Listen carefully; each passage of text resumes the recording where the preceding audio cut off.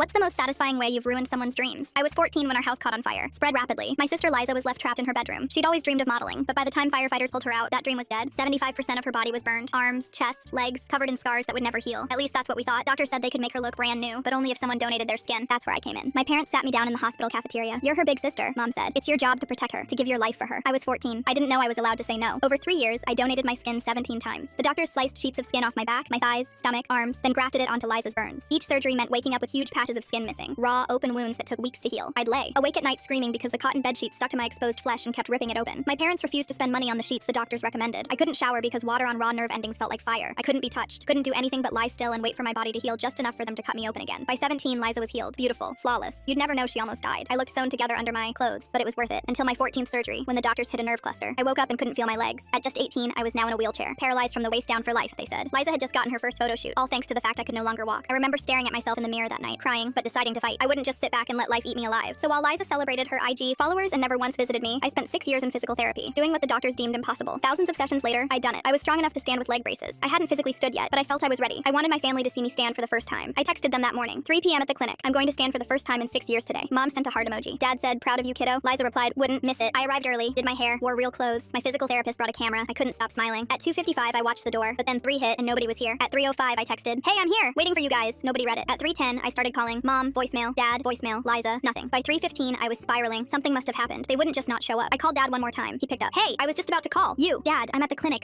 You'll never guess what happened. He cut me off. Your sister just got offered a photo shoot. A real one, for a magazine. I could hear champagne popping in the background. Mom squealing, Liza laughing. We're celebrating right now. My throat closed. Dad, I'm gonna stand up today. You said you'd be here. Silence. Oh crap, that's today? Okay, have someone record it and we'll watch tonight. Promise. He hung up. I didn't even stand up that day. Just wheeled out of the clinic crying. 4 days later, Mom called. First time they'd reached out since. Hey, Liza just signed a lease on her new apartment. We're helping her move Saturday. Can you come help? I swallowed dryly. She was asking me to come help move heavy boxes. Sure. I showed up at 9 a.m. that Saturday. Spent 6 hours wheeling stuff from the truck to the entrance. At one point, Liza walked past me carrying a lamp. She looked at the box in my lap. Can you grab the one with the towels next? It's the heavy one. The heavy one. At 4 p.m., we collapsed in the living room. Boxes everywhere. Liza glowing, talking about the photo shoot. Mom and Dad hanging on every word. Mom turned to me. Hey, do you think Liza should have white or pink nails for the shoot? Something cracked inside my chest. This was the only question anyone asked me. Nothing about my legs or my condition. I wheeled to the center of the room. White or pink nails? Mom smiled. Yeah, that's what you ask me? I yelled. Mom and Dad looked at me like two stunned Magikarps. That's when I looked over and saw it draped over the armchair. The designer outfit the brand had sent Liza for the shoot. Tag still on. Worth thousands. I wheeled toward it. What are you doing? Mom's voice pitched up. I grabbed the outfit off the chair. Silk. Expensive. Stop. Liza lunged toward me. I threw it into the fireplace. The flames caught it instantly. Liza screamed and shoved her hand into the fire. The heat hit her. Immediately, she yanked her hand back, shrieking, my hand! My hand! She collapsed on the floor, cradling her fingers while the outfit kept burning. She looked up at the fireplace, watched the silk go black, couldn't do anything but sob as it turned to ash. 17 surgeries. My voice was calm. I did that for 3 years, but one little burn and you're on the floor. Nobody was listening. Mom running for ice. Dad panicking. I looked at Liza. You're wearing my body and you couldn't give me 10 minutes. I wheeled out and never looked back.